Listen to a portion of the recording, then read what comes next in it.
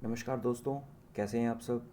12 सितंबर 2022 के daily the Hindu analysis और editorial discussion में आपका स्वागत है। आज की इम्पॉर्टेंट न्यूज़ कौन कौन सी हैं देखते हैं। सबसे पहले इम्पॉर्टेंट न्यूज़ है आज की कि Indira Gandhi urban employment guarantee scheme जो कि राजस्थान में क्या हुई है, इम्प्लीमेंट हो गई है।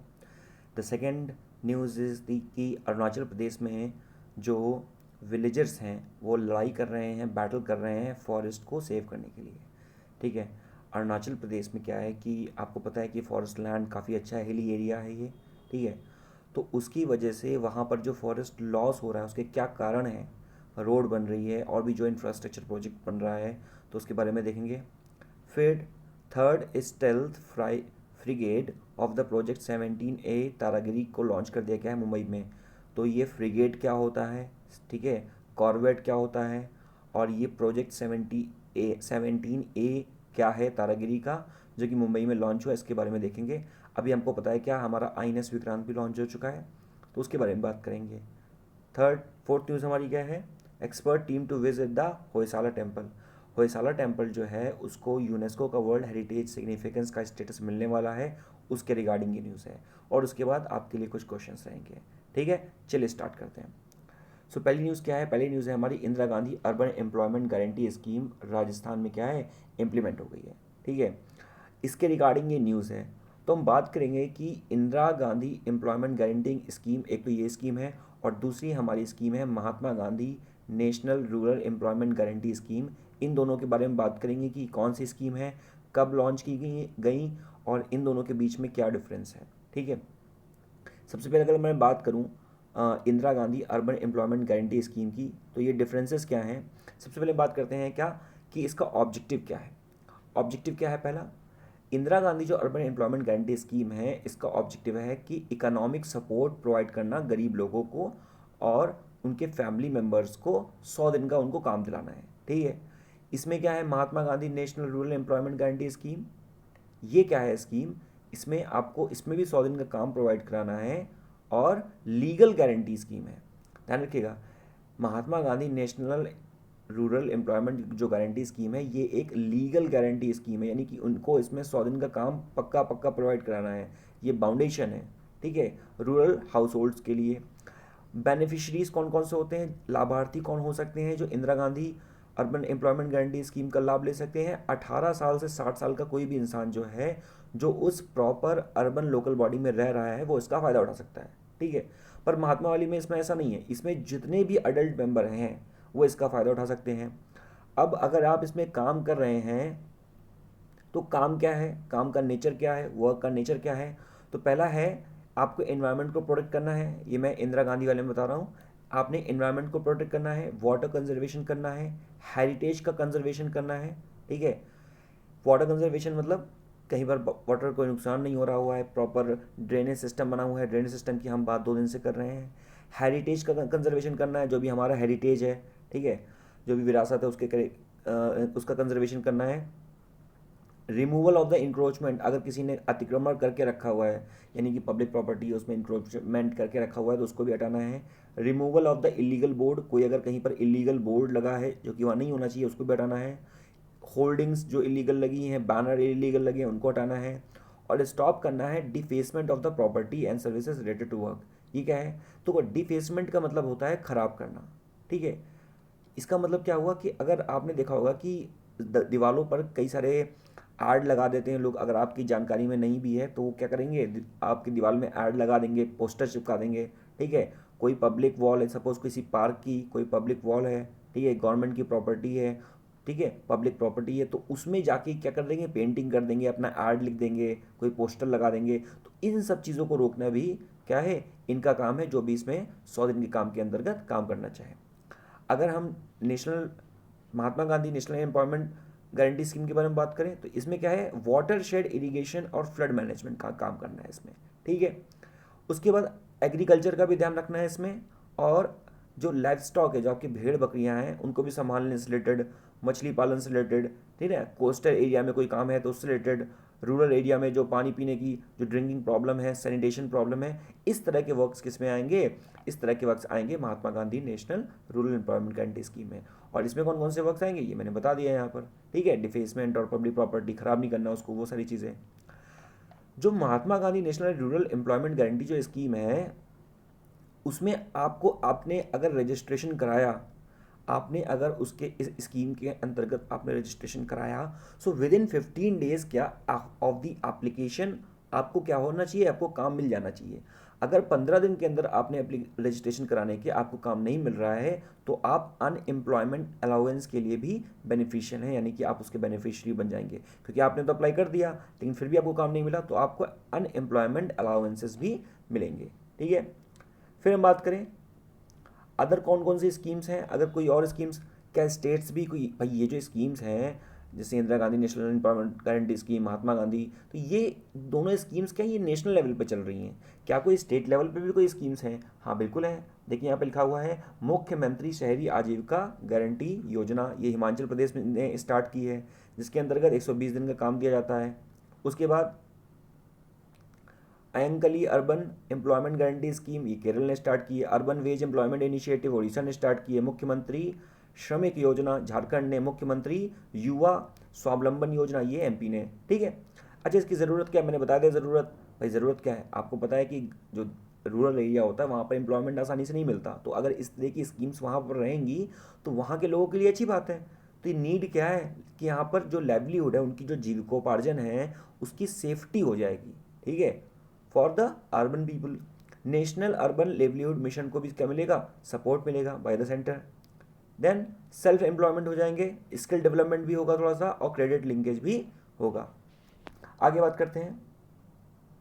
देखिए यहाँ पे एक क्वेश्चन दिया हुआ है, क्वेश्चन पढ़ते हैं हम। क्वेश्चन क्या लिखा हुआ है कि consider following statement regarding the Mahatma Gandhi national rural employment guarantee scheme. This act was enacted in 2009 and provide the legal guarantee for 100 days of the employment in every financial year to adult member of the any rural। मैंने बताया भी कि 2009 में ये implement हुआ था, बिल्कुल सही है। उसके बाद ये क्या है, लीगली बाउंडेड है, आपको 100 दिन का काम तो मिलेगा मिलेगा, कोई दिक्कत वाली बात नहीं है। फिर उसके बाद ministry of the panchayat Raj is monitoring the entire implementation of the MNREGA scheme, ठीक है। तो इन दोनों ऑप्शन को आपको देखना है and then try to find out the correct answer. Next अगर मूव करें हम, Arunachal villagers fight losing the battle to save the forest.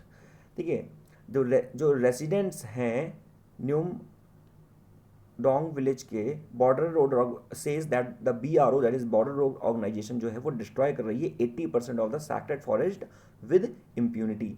देखिए आपको पता है यहाँ पर एक ऑर्गेनाइजेशन का नाम लिखा हुआ है BRO, बॉर्डर रोड ऑर्गेनाइजेशन। देखिए हमारे यहाँ पर क्या है कि जो भी हाईवेज़ का कंस्ट्रक्शन होता है, जैसे स्टेट हाईवे है तो स्टेट हाईवे अथॉरिटी हो गई, ठीक है, या national NHAI national highway authority of India, ठीक है। तो national highway authority of India national highways बनाती है, लेकिन जो बॉर्डर्स के हाईवे होते हैं, ठीक है, जैसे मान लीजिए अरुणाचल प्रदेश का बॉर्डर हो गया, लद्दाख के बॉर्डर हो गए, तो जो बॉर्डर एरिया की जो रोड्स होती हैं वो national highway authority of India नहीं बनाती है, वो बनाता है कौन है, वो बनाता है बॉर्डर रोड ऑर्गेनाइजेशन। और आपको पता है जैसे मैं अगर अरुणाचल प्रदेश की बात करूँ तो अरुणाचल में क्या है कि वो हिली एरिया है, ठीक है, और नॉर्थ ईस्ट में आता है हमारे, और वहाँ का जो फॉरेस्ट है काफ़ी डेंस फॉरेस्ट है। तो अगर आपने रोड बनानी है तो रोड कैसे बनती है भाई, फॉरेस्ट को काट के ही तो रोड बनती है। तो यहाँ पर जो रेजिडेंट्स हैं आसपास की विलेज के, वो क्या कह रहे हैं कि वहाँ की जो रोड कटने की वजह से जो फॉरेस्ट का लॉस बहुत ज़्यादा हो रहा है, और 80% जो सैक्रेड फॉरेस्ट को BRO क्या कर रहा है, डिस्ट्रॉय कर रहा है विदाउट एनी चार्ज। इम्प्यूनिटी का मतलब उस पर कोई चार्ज भी नहीं लग रहा। देखिए आप यहाँ से देख सकते हैं कई सारे यहाँ पे पेड़ काट दिए हैं। Many heritage tree have been felled. हमको पता है कि भाई जो ट्री है वो हमको सारी चीज़ें प्रोवाइड करता है, ऑक्सीजन देता है, तो हमारे लिए तो वो हेरिटेज ट्री है ना, सैक्रेड ट्री है, सैक्रेड मैनग्रोव्स हैं, ठीक है।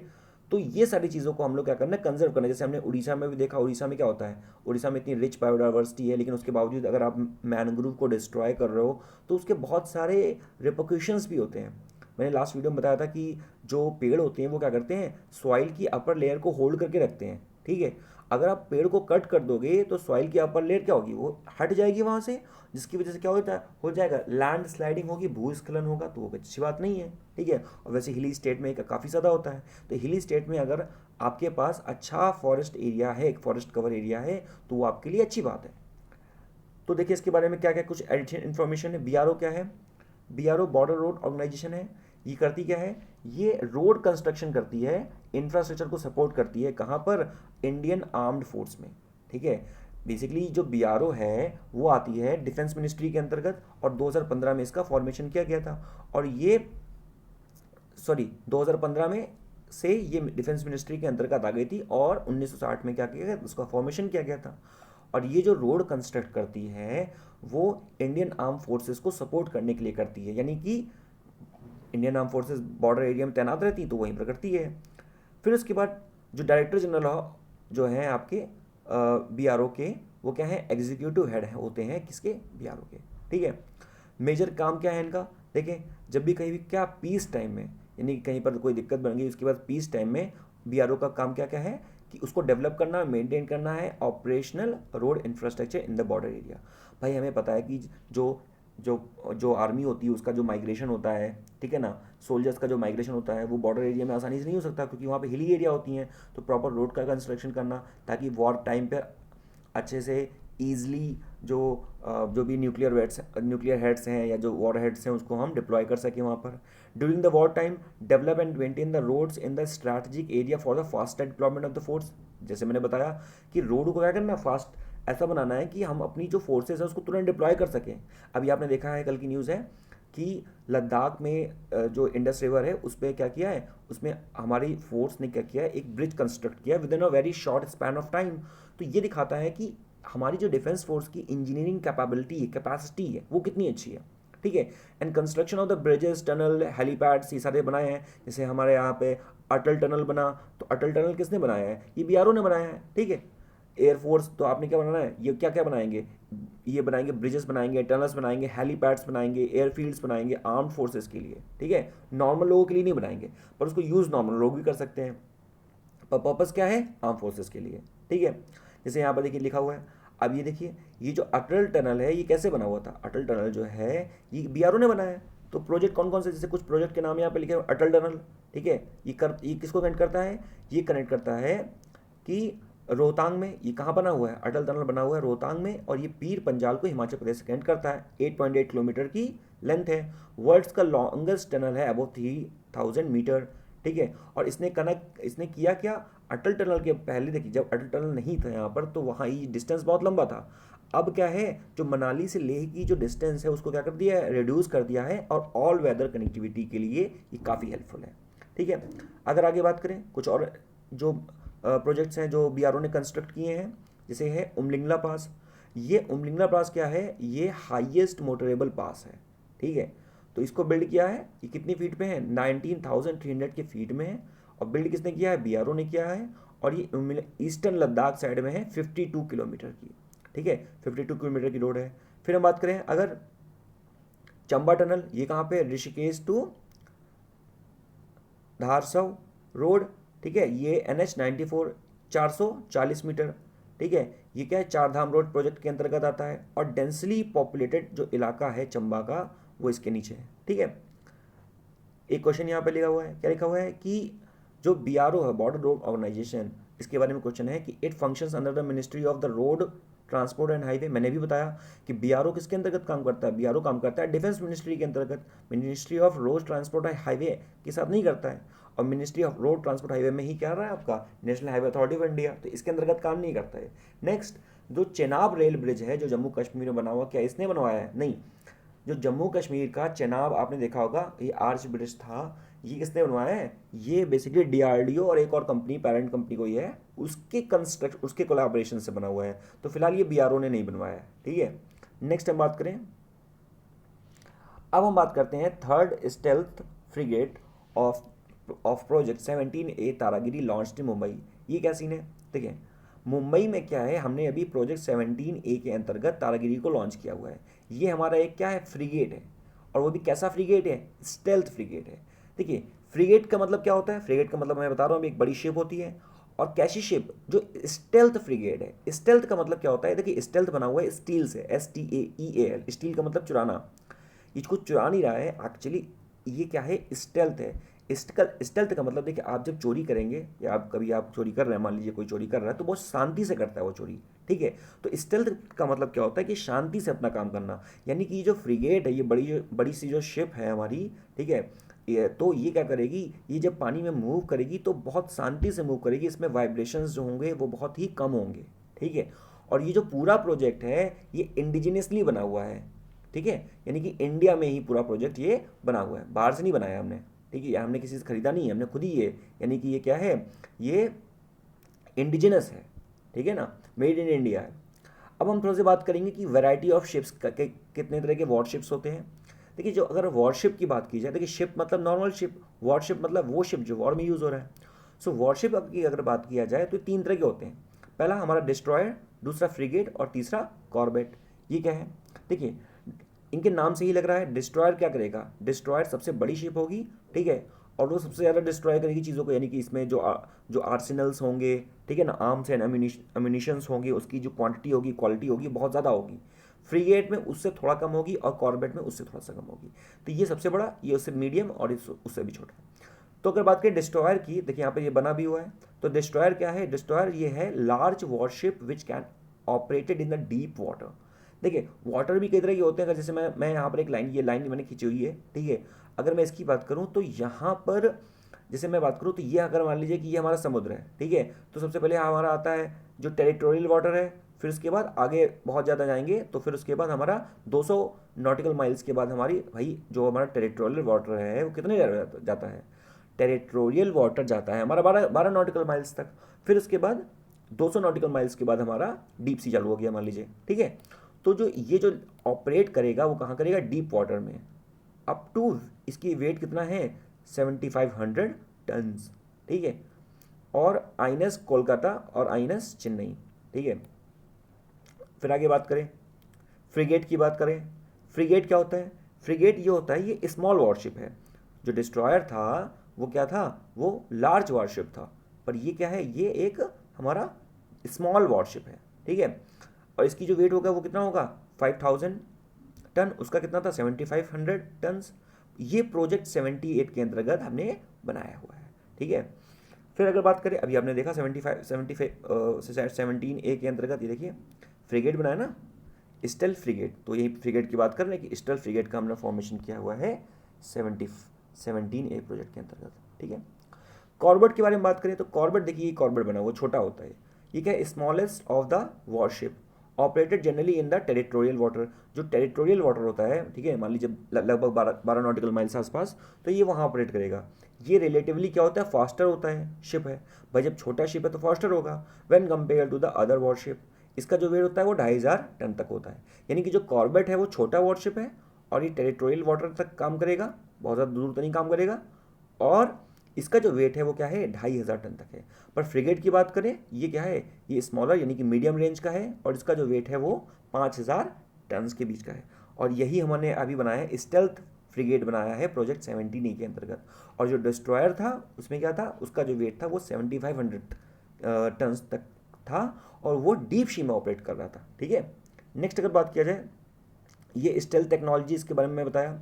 स्टेल्थ टेक्नोलॉजी क्या होती है, मैंने बताया अभी। स्टेल्थ टेक्नोलॉजी का मतलब क्या कि वो साइलेंटली जो मशीन है, ये देखिए, ये एक मान लीजिए ये फ्रिगेट है हमारा, ठीक है, ऑब्वियसली ये फ्रिगेट है हमारा। ये फ्रिगेट जो है मान लीजिए ये स्टेल्थ टेक्नोलॉजी पे बेस्ड है। इसका मतलब कि इसमें जो वाइब्रेशंस होंगे, इससे जो साउंड प्रोड्यूस, भाई जब इंजन चलता है तो क्या होगा, बहुत ज़्यादा साउंड प्रोड्यूस होता है, तो वो जो नॉइस होगी वो क्या होगी, कम होगी अगर वो स्टेल्थ टेक्नोलॉजी पर बेस्ड है। यानी कि क्या, इसके वाइब्रेशंस कम होंगे। जब ये इसके वाइब्रेशन कम होंगे तो इसको कोई डिटेक्ट नहीं कर पाएगा जल्दी, ठीक है ना। तो ये क्या होगा, जल्दी से डिटेक्ट नहीं होगा, ठीक है। यहाँ पे लेकर लिखा हुआ है फ्रिगेट क्या होते हैं, frigate type of the ships that can move at the faster speed, they are often use to protect the other ship. ये क्या है, दूसरे शिप को प्रोटेक्ट करने के लिए यूज़ किए जाते हैं और इसमें स्टेल्थ टेक्नोलॉजी का भी यूज़ किया जा रहा है। बात समझ गए। और अगर मैं बात करूँ, जैसे अभी हम लोग जो सबमरीन बना रहे हैं, या हमें एक रशिया को ऑर्डर भी दिया था, तो हम लोग न्यूक्लियर सबमरीन की तरफ जा रहे हैं। देखिए एक नॉर्मल सबमरीन की मैं बात करूँ, एक न्यूक्लियर सबमरीन की बात करूँ, दोनों में डिफरेंस क्या है। जो न्यूक्लियर सबमरीन होती है वो न्यूक्लियर पावर पे चलती है, जो नॉर्मल डीजल इंजन सबमरीन होती है वो डीजल पे काम करती है। तो प्रॉब्लम यह है कि जो डीजल इंजन सबमरीन होती है, एक तो वो आवाज़ बहुत करती है। जब आवाज़ करती है तो आस पड़ोस का जो एनिमी है, दुश्मन है, उसको पता चल जाएगा कि यहाँ पे कोई सबमरीन घूम रही है, जितनी तेज़ आवाज़ करेगी पानी के अंतर्गत, या वो सोनार से उसको डिटेक्ट कर लेगा। But in case of the nuclear submarine ऐसा नहीं होता।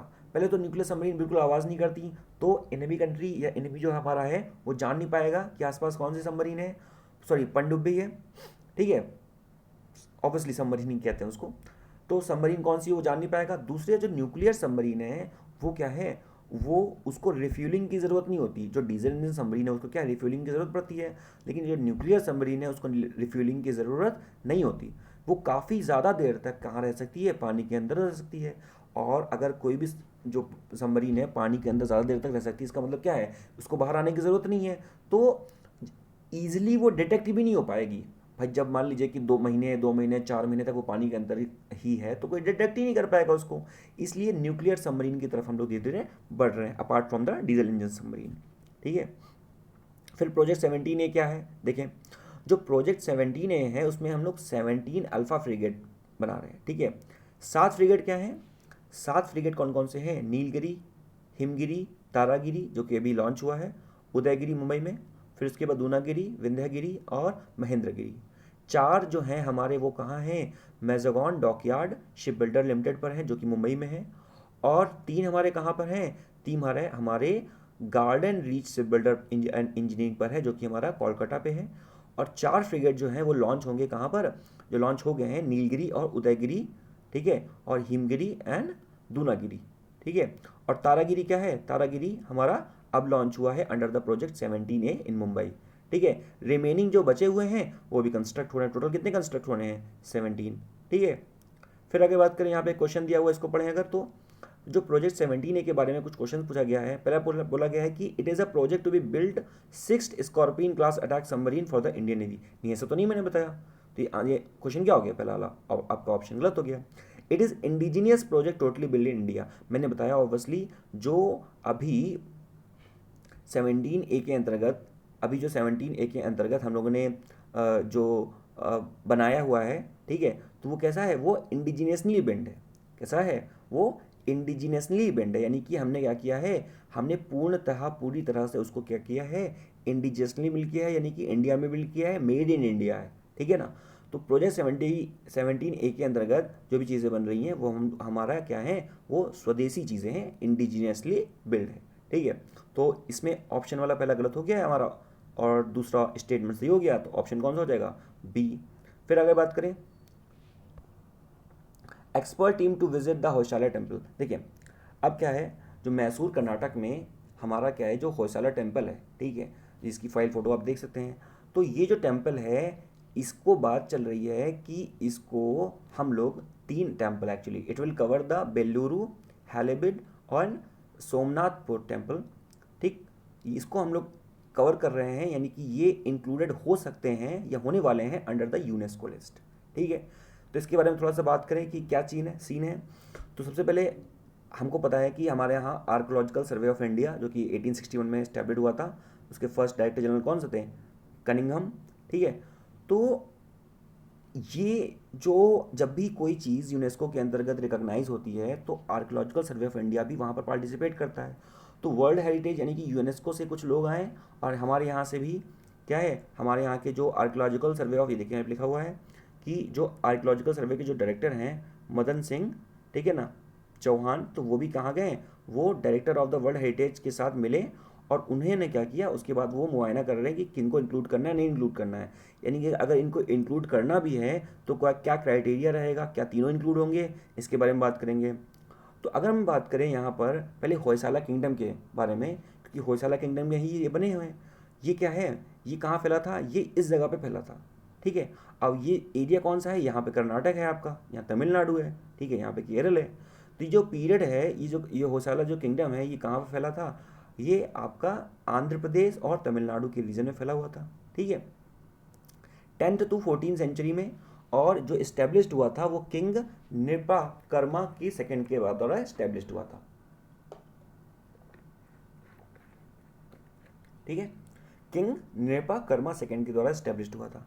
अगर होयसाला की कैपिटल के बारे में बात करें तो होयसाला की जो कैपिटल थी वो क्या थी, बेलूर थी, लेकिन उसको लेटर शिफ्ट कर दिया गया था हैलेबिट में। ठीक है, फिर उसके बाद जो विष्णुवर्धन जो राजा थे, जो कि मिलिट्री कन्क्वेस्ट से द्वारा उन्होंने गनवाड़ी एरिया में क्या किया था, चोला से कन्क्वेस्ट कर लिया था 1116 AD में, और उसके बाद इसका कंस्ट्रक्शन किया था। ठीक है, अब आगे बात करें जो इंक्लूड होने वाले हैं। ठीक है, टेम्पल आर्किटेक्चर क्या है, देखिए यहाँ पर बहुत अच्छी सी एकदम फोटो दी गई है, यहाँ पे थोड़ा सा समझेंगे हम लोग कि जो होयसाला टेम्पल है इसका टेम्पल आर्किटेक्चर क्या है। टेम्पल आर्किटेक्चर क्या होता है कि किस स्टाइल में वहाँ पर जो टेम्पल है वो बना हुआ है। ठीक है, किस स्टाइल में जो टेम्पल है वो बना हुआ है उसे हम लोग कहते हैं टेम्पल आर्किटेक्चर। ठीक है, जैसे हमको पता है क्या, एक बेसिक बात पता है कि जैसे मान लीजिए कि हमारे पास ये पूरा मान लीजिए हमारा इंडिया है। ठीक है, तो इस इंडिया में पूरे में जो नॉर्थ साइड में जो टेम्पल्स है वो नगरा स्टाइल में है, जो साउथ साइड में है वो द्रविड़ा स्टाइल में है। ठीक है, लेकिन ये जो होयसाला का टेम्पल है ये क्या है, ये कॉम्बिनेशन है किसका, नगरा और द्रविड़ा स्टाइल का, और इसने एक नई स्टाइल का फॉर्मेशन किया, that is called the Hoysala style of the architecture. ठीक है, और इस आर्किटेक्चर में कैसे कैसे शेप दिख रहे हैं, आप शेप दिख रहे हैं आपको, तो शेप जो है पहले तो देखिए आप पिरामिड के शेप में बने हुए, ये क्या है, पिरामिड बना हुआ है, ऊपर से नीचे आ रहे हैं। ठीक है, तो एक तो ये इसकी एक अपनी स्टाइल हो गई जिसको हमने कहा Hoysala style of architecture. Starred shape platform है ये। ठीक है, पॉलिश्ड पिलर है और डिजाइंस बनी हुई हैं, इलेबोरेटेड है और स्मॉल कार्विंग, देखिए कितनी छोटी छोटी कार्विंग्स बनी हुई हैं, और पिरामिडल शेप है ऑफ विमना। ठीक है, पिरामिडल शेप है ऑफ द विमना। नेक्स्ट अगर बात करें यहाँ पर इंपॉर्टेंट टेम्पल कौन कौन से हैं यहाँ पर जिनको यूनेस्को का वर्ल्ड हेरिटेज साइट का स्टेटस मिलने वाला है। पहला है बेल्लूर के चिन्नकेश्वा टेम्पल। ठीक है, तो बेल्लूर का चिन्नकेश्वा टेम्पल ये किसके लिए है, ये है लॉर्ड विष्णु के लिए। ठीक है, और इसका फॉर्मेशन कब किया गया था, इसका फॉर्मेशन यानी इसको बिल्ड किया गया था विष्णुवर्धन के द्वारा 1117 एडी में, in the memory of the victory against the Chola in the battle of the Talakad. तो तालाकड के बैटल में क्या किया था, विष्णुवर्धन ने चोलास को हरा दिया था। ठीक है, और उसके बाद इन 1117 एडी, और उसके बाद इस मंदिर का क्या किया था, कंस्ट्रक्शन करवाया था। ठीक है, in the name of God Vishnu in Belur. Okay, so ये है किसकी कहानी, ये स्टोरी है बेल्लूर चिन्नकेश्वा टेम्पल के बारे में। फिर उसके बाद हालेबिड टेम्पल। भाई हालेबिड टेम्पल क्या है, हालेबिड टेम्पल ये होयसलेश्वर टेम्पल, हालेबिड होयसलेश्वर टेम्पल, ये डेडिकेटेड है किसको, लॉर्ड शिवा को, and this temple is build by the Kettamala, ठीक है ना, officer during the king Vishnuvardhan regime.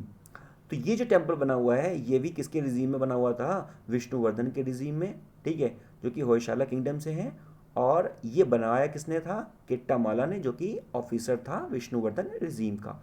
But ध्यान देने बात वाली बात ये है कि ये वाला जो टेम्पल है हालेबिड टेम्पल ये लॉर्ड शिवा को डेडिकेटेड है, पर ये जो टेम्पल है बेल्लूर का चिन्नकेश्वरा टेम्पल ये लॉर्ड विष्णु को डेडिकेटेड है।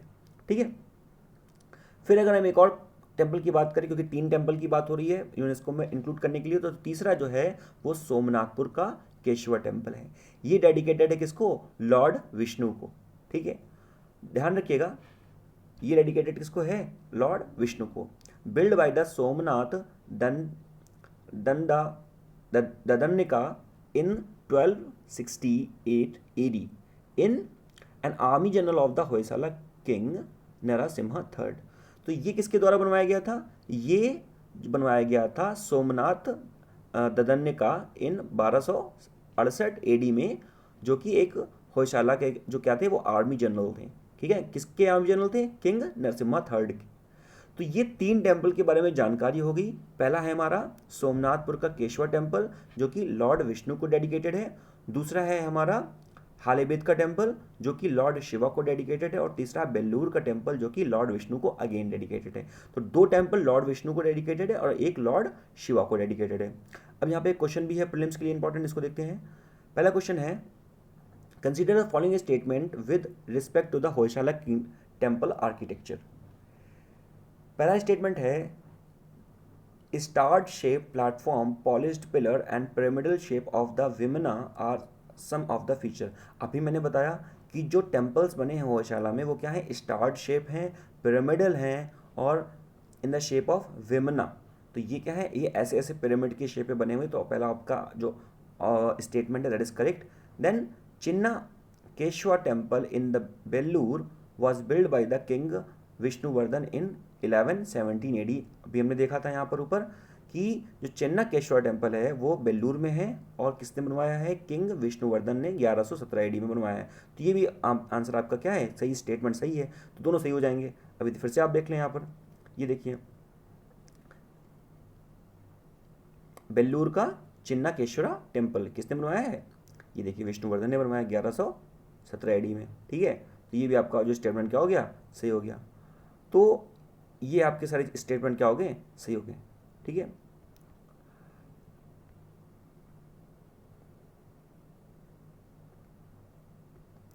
सो फ्रेंड्स आज के लिए इतना ही करेंगे। ठीक है, सारी इंपॉर्टेंट न्यूज़ हमने डिस्कस कर ली है। आई होप आप you have enjoyed the session.